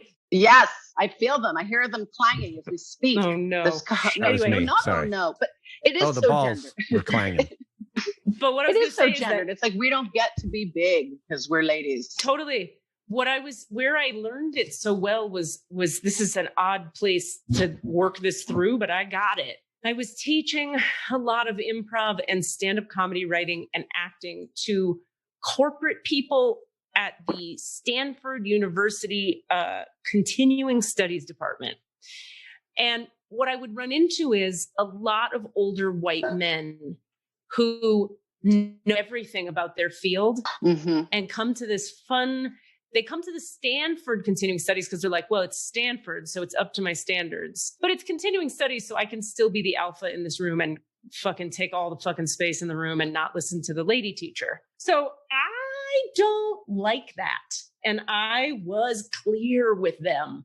And I was really conflicted about it for a while in therapy. And I would go into therapy and be like, okay, we are going to tease apart this interaction I had yesterday with Joe fucking Schmo in my goddamn improv class, because I need you, therapist, to tell me, was I being a dick? Did I steamroll this guy? Or was that appropriate what I did because he's being a fucking dick?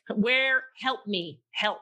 And we would tease apart, Rachel, these interactions one by one by one until I, in my gut, understood the difference between an aggression that is appropriately stopping something inappropriate versus an aggression that just wants something for its own sake.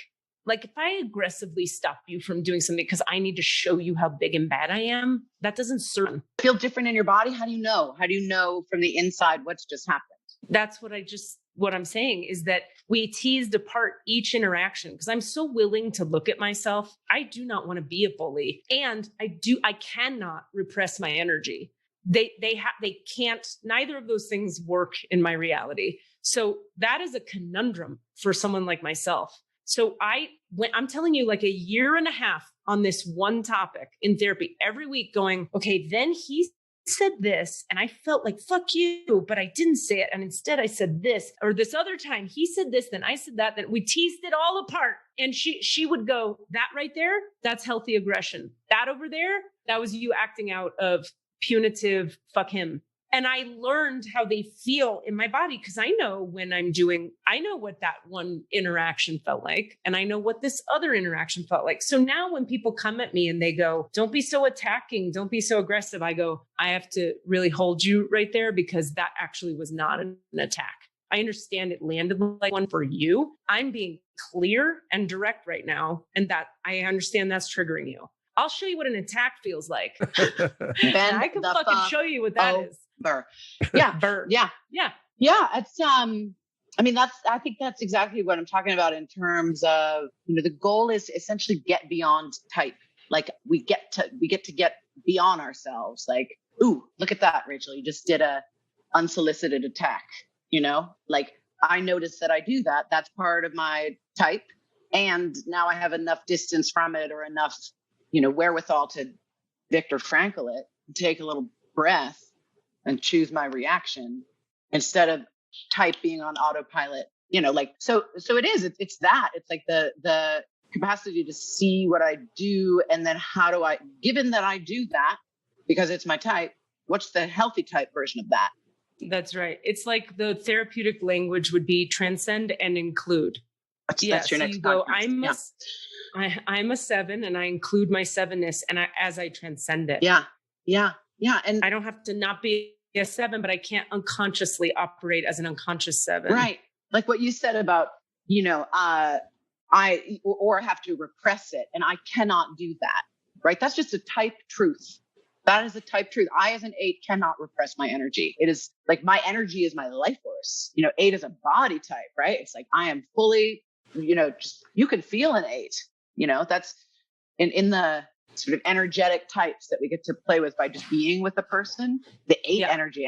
And I had such a good experience with an 8 that I had really not dug at all. at Burning Man. I'd been in my Burning Man camp for like 7 years. And every time I saw her, I was like, oh God. And then it was never explicit, right? Like I made nice. Then she was really intense and we get, I think it was some like low level 8 shit where she would take a stand on something and, it was painful for the rest of us because of the way she dealt with it. Then one time she did something and she was really direct about it and really righteous about it. And I came back at her with the exact same energy. Like I met my 8 with that 8 energy. And it was so real. It was like, I was able to access something in her that I'd never met. Yes. And it was such a real communication that I noticed that she actually heard me and landed like all of a sudden, somehow she respected what I was saying because I was meeting her in her own energy. And it really changed. That's the 8. It changed our relationship, So it's like I unlocked her a little bit. Yep. I understood how to get with her. That's Chris. Oh, hi, Dale. Yeah, Chris Hewart talks about this. He says you have to be willing to say, oh, really? You're coming at me like that? Pow. And then when you meet them where they are, they see themselves and they either go, oh, okay, I'm going to soften a little. Or they go, thank you for acknowledging what's here, that I am the only one in the room willing to acknowledge it. Yeah. That's another like of the superpower of the 8 is the 8 will go, hey, everybody, do you see this fucking narcissist over here? Yeah. And everybody's like, yeah. But if one person in the room goes like, he is kind of a dick, you go, thank you for seeing the thing that's fucking clear as day that nobody will goddamn name. Mm-hmm. Thank you for being courageous to be energized with, like 8s are not afraid of that energy. And that is, again, a superpower. And so, that's a beautiful use of the Enneagram is operating principles for working with me. Now that that I'm a 7 and you're an 8, like there are ways in which if you want to connect with me or get my attention, or if you want to help me out, you know how to talk to me as an 8. Don't talk to me as a 3 because I'm not a 3. I'm not going to hear it. I don't need you to think that I'm cute. As a 3, I need that very badly. I do all the time. Yeah. Hey, I just want to interrupt. Are you a 3? I'm a 3. This is such a great conversation. We could just keep having it. But if we do want to go into the records, we should start soon. There, I've said my thing. Cass, if we get super deep, you'll do your thing where you let me know. Yeah, that we have 10 minutes left or something. I'll start flashing 10 minutes left at you but you never look. Well, I will have my eyes closed. I'll just have to say it. As you know, so just say it. I'll just say it until you hear it. You just have to say it once and I'll hear you. Well, what if you're, going? It's great. No, you always do it and you always do it really well. Thank you. I'm just wanting to make sure you're going to keep doing it. I just needed to hear you say that because I'm a 3 and I needed to be validated. I know. Absolutely. I know. I live and die by work, praise. and I love you. Yes. I love that you're a 3. It's so interesting. It's so hidden. It was so embarrassing to realize that too. That's the thing. You're like, that's so on the fucking nose. I'm an actor and I'm a 3. Fuck you. Anyway, let's do the thing. You're perfect. What Ray?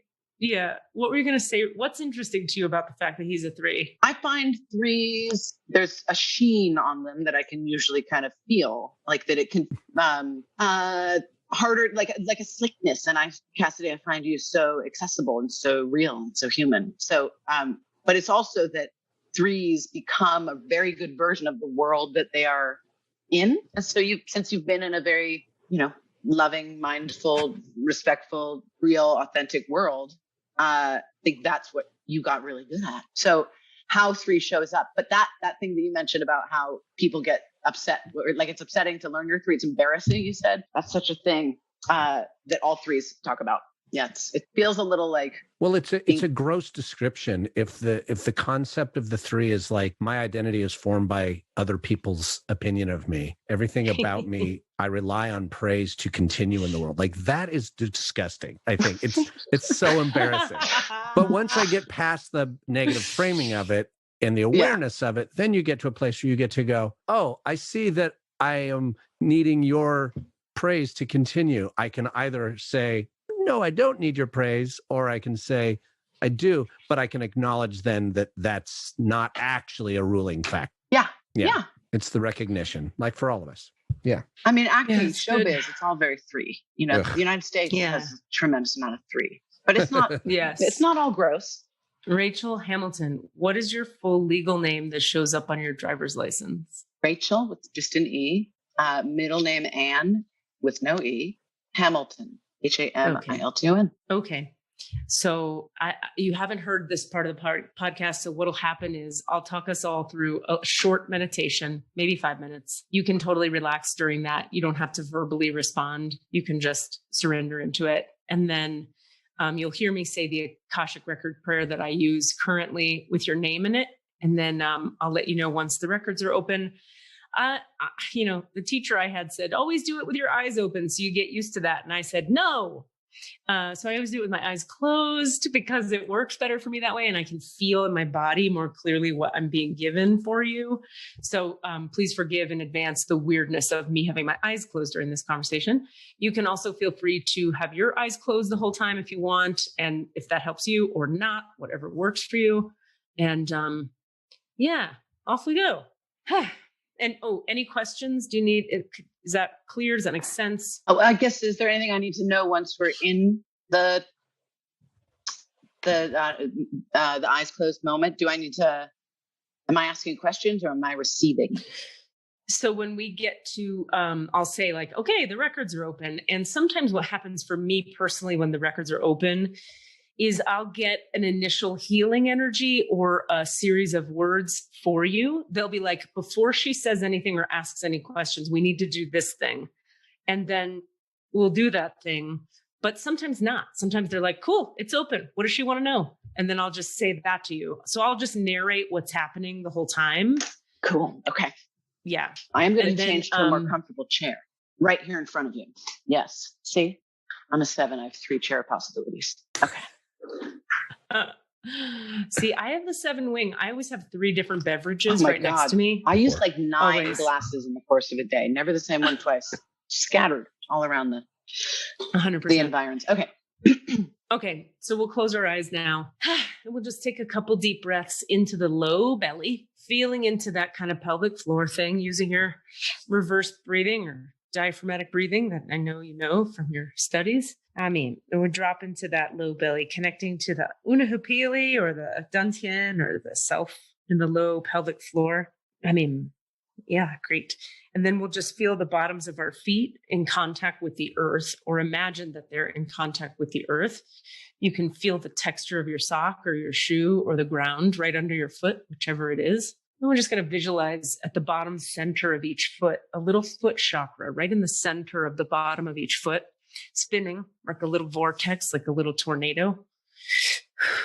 And we'll see that little bottom center foot chakra on each foot spinning bigger and bigger and bigger and bigger until it becomes the entire surface area of the bottom of each foot is just a big open plane of energy, like an open window, like a chakra that has spun so big, it's just space now. And we're going to just acknowledge the idea that in so doing, this open window at the bottom of each foot acts as a space through which the electromagnetic field of your body can now commune easily with the electromagnetic field of the earth. Visualize now, if you would, 500 energetic roots extending from your essence down through your left foot like tree roots, and then 500 energetic roots like tree roots extending through you of your essence down through your right foot, so that 1,000 energetic roots that are extensions of your essence are extending hundreds of miles into the planet below you right now. And as they extend down, they grip into the soil and they spread left and right, forward and back, down and down, hundreds of miles into the planet below us, soaking up the nutrients of the soil and the limestone and the sheetrock or the hell's down there in the earth. And we're going to acknowledge in consciousness that we're sending these roots down to the portion of the earth that you connect with most easily and most deeply, that your soul is very intimately unified and aligned with. We don't have to know where that is. We'll just say, oh, that's happening. And we'll trust that it's happening. And let's just really see those tree roots now extending very, very deeply into the earth, even deeper than they already are. Good. And as that continues to occur, we're going to visualize from our root chakra a grounding cord extending from the root. And we're going to say it's about 1.5 feet wide, big open grounding cord that shoots instantaneously down to the center of the earth. And as it shoots down to the center of the earth, we're going to visualize that the earth, Sophia Gaia, the soul of the planet, begins to contribute a kind of abundant river of light from her essence up through your grounding cord into your root chakra, forward into each hip socket, forward into each quad, glute, hamstring, and knee, down through each shin and calf, into each ankle, and down through the roots that extend through the bottoms of your feet, back into the earth. So we're creating a kind of tripod grounding structure here. Sophia Gaia contributes a river of light up through the grounding cord, into the root, forward through each hip socket, flowing down the legs, down through the knees, down through the calves, into the feet, and back into those roots that we established moments ago. Okay, and from here, we're going to skip the second portion of the meditation. They're like, she's ready.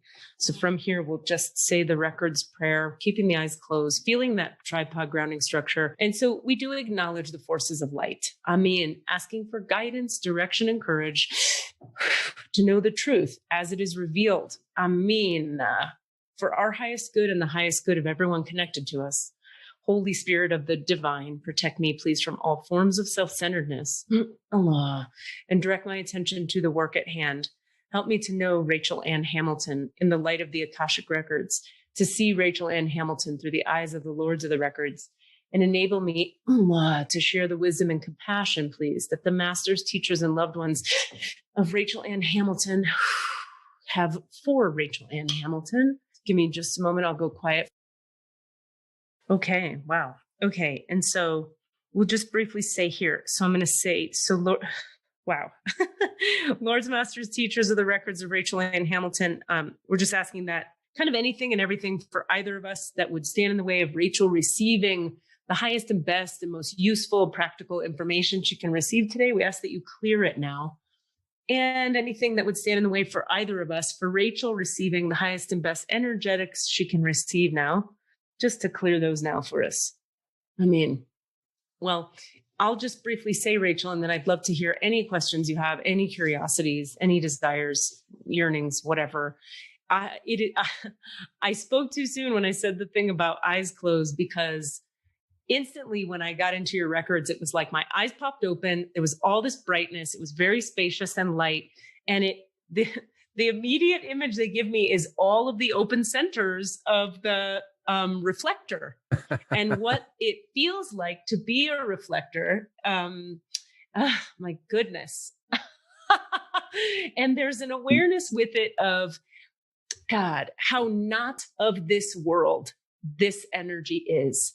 Your essence and your soul are so bright and so spacious and so without structure that it's almost like the very fabric of who you are is at odds with the very fabric of the projections and the judgments of this reality. And so let's see, is that angels? No, your team, your guides, the Lords, masters, and teachers of your records are so proud of you. They're like this. Because of you have carved out for yourself a kind of like semblance of an ego. In other words, they're like, it's not like that you didn't have an ego, but they're like, you have a self and you're surviving and you're doing well. And sure, a bunch of it comes from programming because humans get programmed, but like you've transcended a lot of that programming and let it go and really deepened into the essence and the energetics of who you are.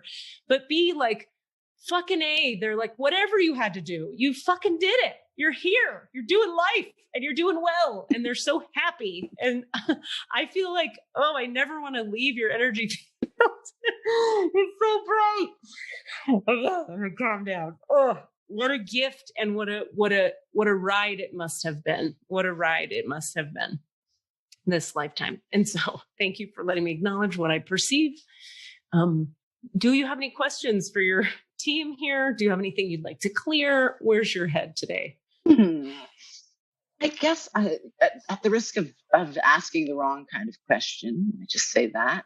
So you'll guide me. But I'm wondering about the lineage that is my great grandmother, Florence Bates, but Robbie, born Robbie, to my her daughter, Mimi Robbie. To my mother, Anno Oppenheimer Hamilton. I'm just wondering if I feel like I'm part of that particular, like the maternal line on my mom's side feels very, I don't know. That feels kind of like my home base for where I am in my own understanding of my place in my family. And I'm just wondering, can you see that? Can you feel that? Is that a thing? Yeah, 100%. Well, I work with the lineage all the time. So kind of anything you want to know about the lineage, like, let's get a little more specific. Like, yes. I mean, when you say that, my being goes yes to everything you've said so far.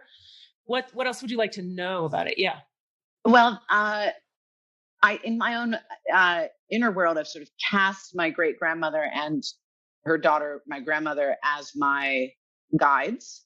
Like that is in my, when teachers say call in your guides, I kind of scramble and I'm not sure what to do about that. And so then I call them in. And I think partly why I call them in is just because even though I never got to meet either of them, I feel this kinship with them, this way in which, when you say they're cheering for me, I think, God, I hope that's true, that my great grandmother and my grandmother are cheering for me somewhere.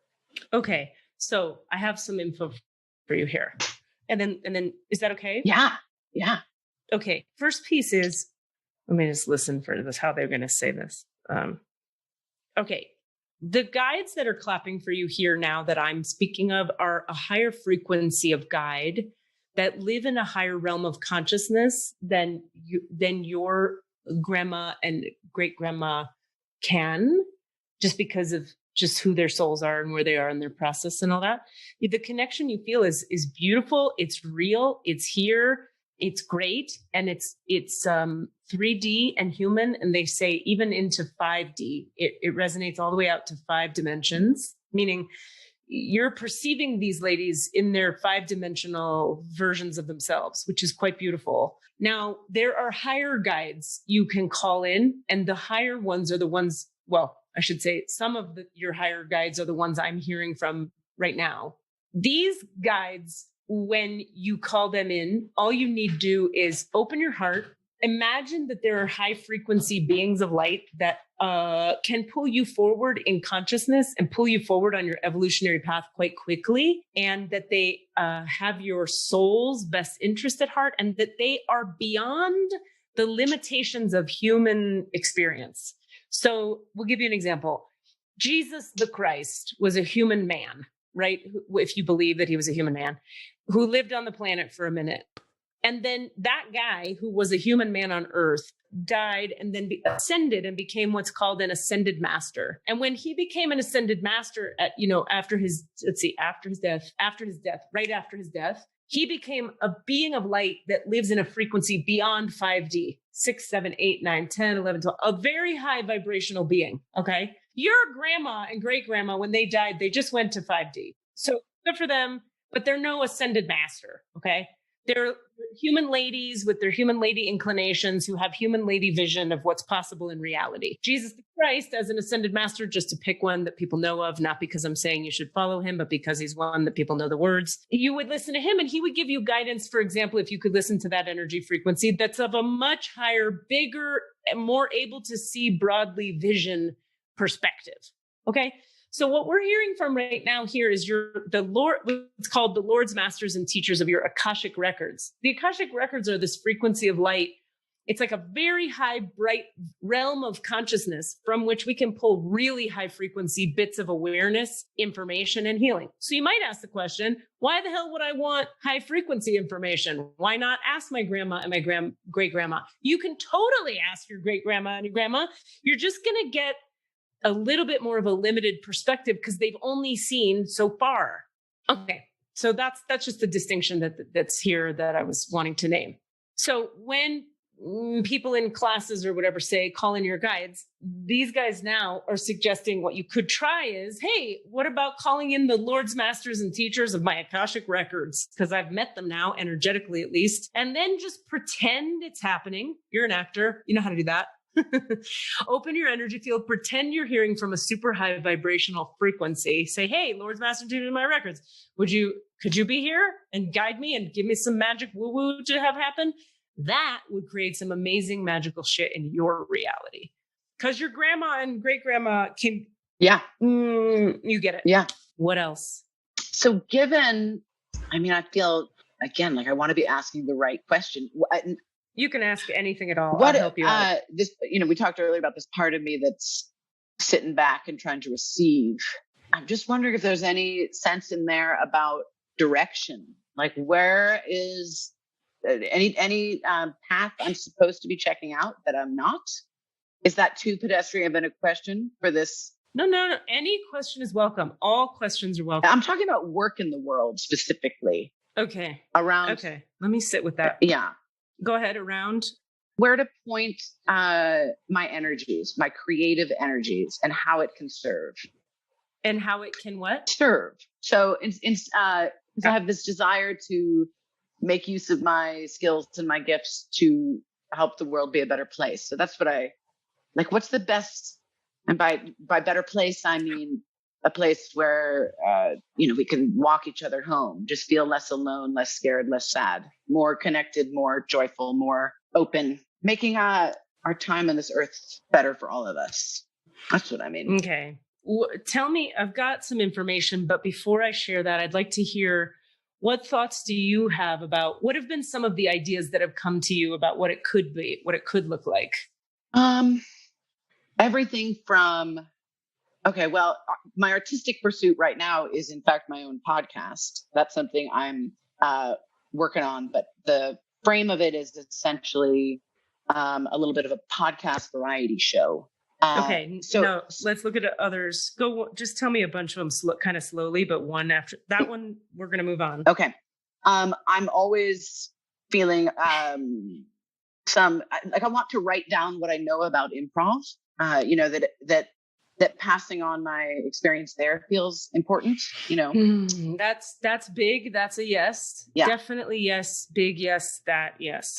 Okay, keep going. And then I struggle with that about is that a book? Is that is it something more? Is it video? And maybe this is far too granular for the. No. Okay. Go. I resist writing, but I think when I can get myself to do it, it's a pretty effective channel for me. But you know what? Okay. Hold on.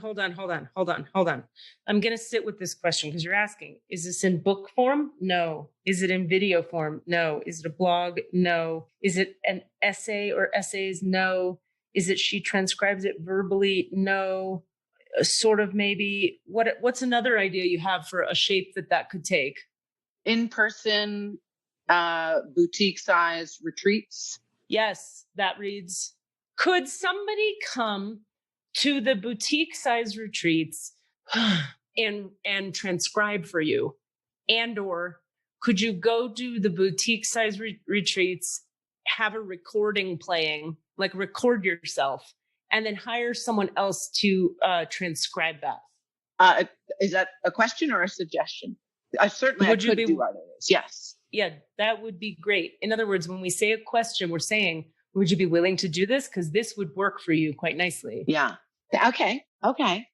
I do have a question about what is the block, or how do I work through the block that has me get pretty far with these ideas and then not execute?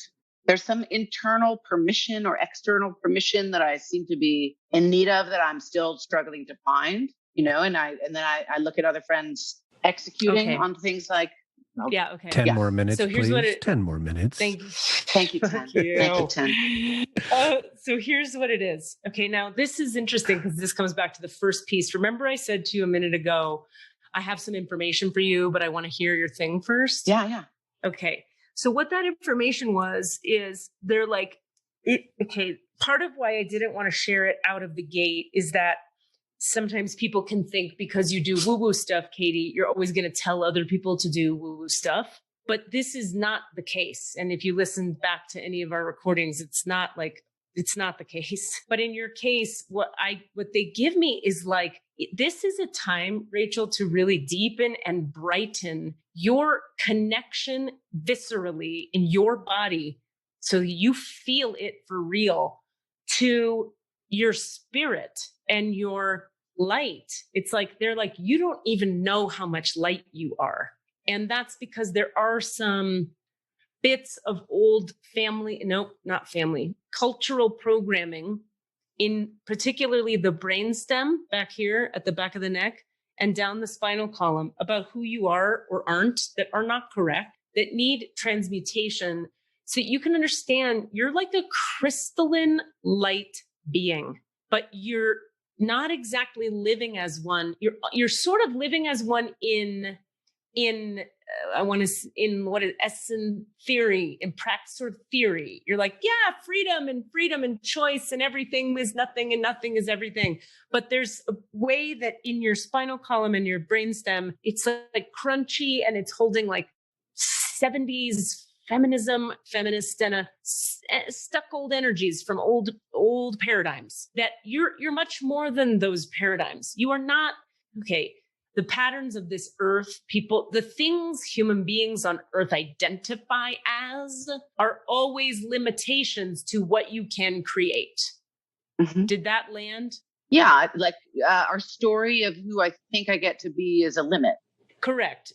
And including things like, I identify with this cultural group.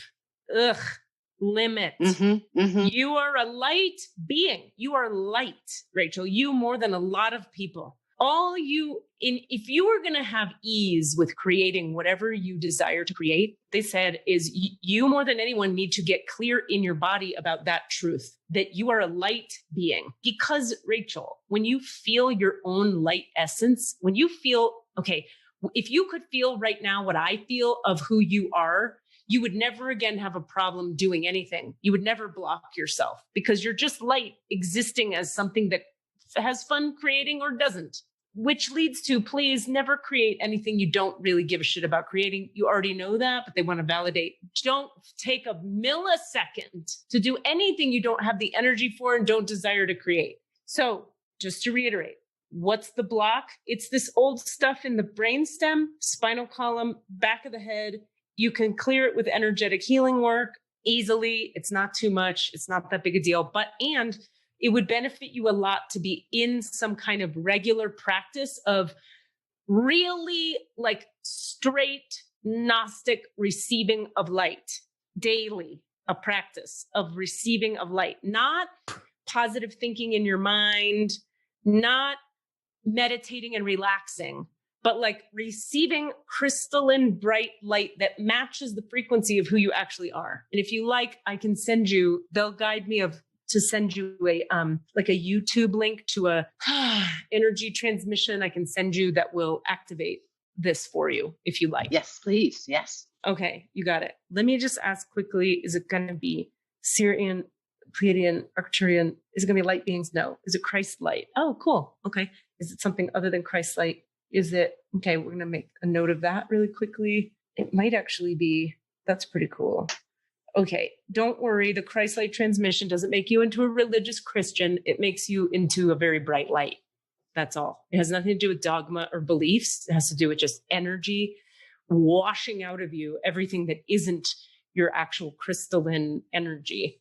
So yes to the boutique, whatever you said about boutique, small class, and then you're recording it and somebody else, you pay them to transcribe it. Don't bother with that shit. You don't like doing that shit. Don't do it. Yeah. Yeah. What else? Well, that's a weird block for me too, which is that I have despite having the resources and the need, I tend to not get help. And I try to do the thing that I'm bad at. Figure out the tech thing that scares me because I'm trying to prove something. Yeah. And it really gets in my way. But yeah. A little hint, and you just said it. Anytime you're trying to prove anything, it's a waste of time and energy. Part of the tech world, cool enough for the Bay Area, young enough, pretty, any of that, you're off track. You're not in your essence. Always outsource everything that you don't do well and don't want to do for you. That's not true for everybody, but for you. Okay. I have, we were talking about Enneagram earlier, and this idea that really made me understand that I was a 7 is that 7s can be allergic to, quote, negativity. And I do have this intensity around not wanting to hear it's at its least mature. It is like, I just get controlly when people are like, talking about the thing that they find upsetting or getting, what I consider complaining or going down. Like when my mom wants to talk shit about our old family friend. And I have this like it's almost like I can't bear it. I don't want to put that energy into the world. And it feels sometimes alienating. Like my family thinks of me as like, you know, a bit of a goody two shoes, a Pollyanna. Like, well, Rachel's not going to like this part, but I got to say, everyone there was a fucking idiot. And I'm like, please don't say that. Please. It's like this way in which my preciousness about, I'm wondering if that has to do with this light idea. It just feels, it hurts. It hurts to feel unnecessary negativity being released into the world. Okay. So what's the question? Is that okay? Or should I develop a tolerance for negativity? Okay, great question. Now, this is good. Thank you for asking that, because it's a yes, no. There are two sides to this coin. We're talking about a coin and it has two sides. So number one, yes, this has to do with being this light being. You are meant to carry a lot of light and not be bogged down in, as you said, unnecessary negativity. That is true. But your sevenness has you confused sometimes about what is unnecessary negativity and what is necessary negativity. Necessary negativity for you, in other words, you will have less of a hard time with other people's going into their quote, quote, negativity when you have faced a little more of your own, which is to say down in your second chakra and your third chakra, low belly and the solar plexus, you've got some old stuff that is sad. It's grief that needs to be processed, that because of your inclination toward like, I'm not going to go back to that. I'm not going to live in my story.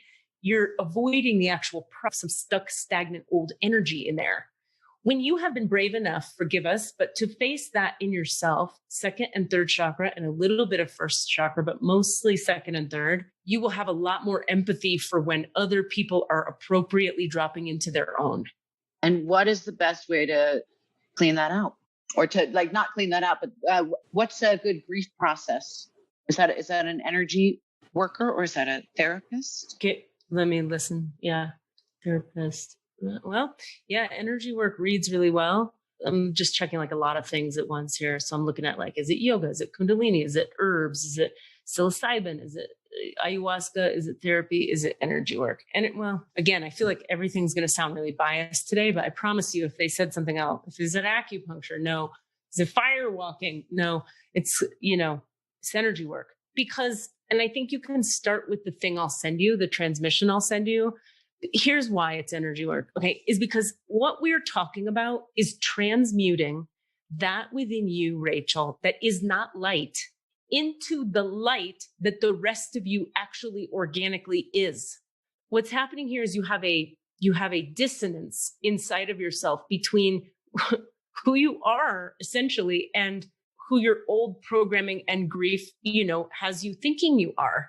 You are not these old things. You are aware in your mind that you're not your old narratives, right? You know that already, inside and out. But the energy in your womb space, second chakra, third chakra, sense of self, sexuality, sensuality, emotionality, creativity. Your sense of self in there is mixed in with some old heaviness that we want to blast out with light so that those areas become light as well, like crystalline light, bright white crystalline light.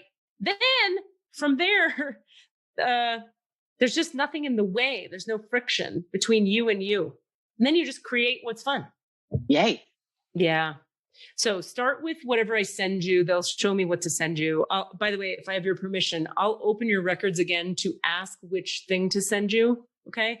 I know it's a Christ-light thing, but I'll find one that they say yes on. Okay. And then start with that and see how it goes. But you're going to want to work consciously with, remember, second chakra, third chakra, brainstem, and spinal column. What does work consciously with mean? Feel into it while the light is moving through you. And you can even say like, hey, divine universe, or whatever words you like, please direct this light to those places that Katie said, or to wherever there's blocked energy in me. Anywhere that is not the crystalline light I actually am, please unlock that, clear that, etc. right now. And then just be willing to be with yourself as it goes on, as it occurs. Okay. Well, Rachel, if ever, it'd be great to do a session with you. And again, listen back. I don't say that to everybody, but it would be great to do one with you because your team here, we'd really like to just blast you up with some light and flow a lot of this out of you really quickly. Anyway, so ponder that if it reads for you. Okay. Yeah, absolutely. Okay. All right. Okay. Is there any last words they have? No. Is there anything else? No. Okay. No. Okay. Let's go ahead and close your records. I could like keep everyone here all day long. I truly never want to leave the crystal and light you are. It's so nice to be in it. I'm like, oh, now I have to go back to reality. Okay. So, I want to thank the masters, teachers, and loved ones for their love and compassion. Okay. Really quick. It's also like this. Some other people, they've come on and I've said things that are similar. I don't want to leave. It's so nice to be here. I want to distinguish what makes yours yours. What's unique about yours? It's fast and quick and light and bright and happy and shiny and clear and crystalline. It's not like nurturing and loving. Sometimes people have this loving thing and I want to cozy up in it like a bunny slippers and a fuzzy robe. Yours is like ping, ping, ping, ping, ping, ping, ping, ping, ping, ping, ping, ping, ping. And I just I'm bright and I'm alive and I'm ready to go. And it's like, it feels like I could do anything in life because I'm a little sprite. All right. Oh my God. That was fun to receive. Thank you. Wow. I'm so glad. Wow. All right. I want to thank the masters, teachers, and loved ones for their love and compassion. I want to thank the lords of the records for their point of view. And I want to thank the divine light for everything. As he return Rachel Ann Hamilton's energy completely to herself now, please return Rachel Ann Hamilton to her complete human wholeness now.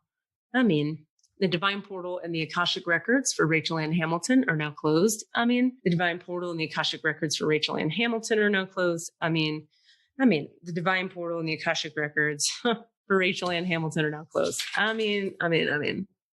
Oh man, you can hear it in my voice, the difference between where I was as you and where I am as me. Can you hear it? It's like a tonal shift. Total tonal shift. You're a little more here, a little more here. Whereas you were up here before. Oh God, it's just, you lucky sprite, you. Thank you. Thank you. Thank you, Rachel, for being here with us. What a pleasure. And let us know when you're having that workshop because we're going to fucking be there. Okay. Yeah. Okay. Brown, Reuben, and Shaw will show up in mass. Oh, that would be so fun. And I will hire for you someone to transcribe it. Aw. Thanks, gang. Yeah. We love you. I look forward to that. Thanks so much. What a beautiful way to spend a Wednesday afternoon. That's when we're taping. Yeah. Okay. All right, friends. Love you guys. Bye. Bye. Do your work. You asking for all of the answers? Say what? All of the answers? Yeah, all the answers.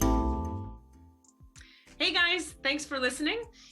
We'd love to hear from you. Please email us with your questions so that we have questions to answer in the Akashic Records. Our email address is allanswerspod@gmail.com. That's allanswerspod@gmail.com. And if you'd like to find us on Facebook or Twitter, it's @allanswerspod, @allanswerspod. Thank you. I'm reading your lips. Change the Zoom setting. Okay, I will. Ping, ping, ping, ping, ping, ping, ping, ping, ping, ping, ping, ping, ping. That was a Sounds Awesome